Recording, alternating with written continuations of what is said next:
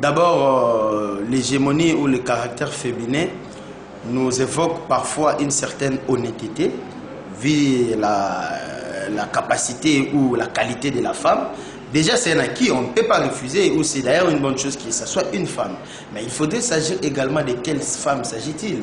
Vous savez, il y a des femmes aussi qui sont au service de certains partis ou de certaines familles politiques, sans tenir compte aussi de la vraie réalité ou des vrais enjeux qui veut le pays. Nous avons des femmes, par exemple, au Parlement. Vous voyez, est-ce que c'est vraiment ce qui se passe dans ces pays avec une femme au Parlement qui fait fonctionner le Parlement avec parti pris comme on le constate? On a beaucoup d'exemples à donner suite aux malfaisances qui se passent d'abord au niveau des institutions parlementaires. Et je vous dire qu'une femme et le salut pour la CENI, c'est à mettre entre parenthèses. Il faudrait s'agir de quel type de femme.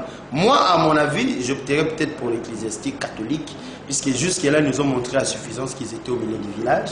Et d'abord, ils ont la capacité logistique aussi pour faire fonctionner cette CENI. Et ce sont des gens qui sont propres moralement. Je pense qu'on devrait confier cette CENI à la SENCO pour le salut des Congolais. Ceux qui refuseront, c'est ceux qui sont magouilleurs.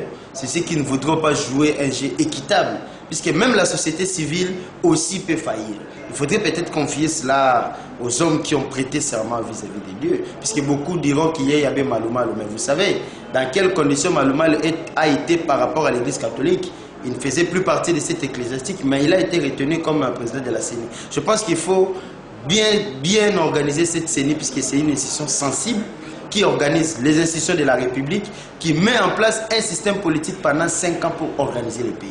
Et si cette institution vacille, c'est tout le pays qui va tergiverser, comme nous le constatons aujourd'hui, puisque la CENI nous a donné un résultat qui va à l'encontre de ce que le peuple escomptait. Du simple fait que nous avons eu un Parlement qui est totalement rempli de personnes qui ont détruit ce pays, qui ont trouvé un sanctuaire, parce que justement, ils avaient cet appareil, cette institution judiciaire dans leur poche.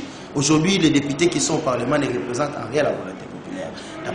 Ne parlons même pas du Sénat. Et le processus électoral s'est interrompu. Nous nous sommes arrêtés à mi-chemin puisque le municipal n'est pas encore effectif.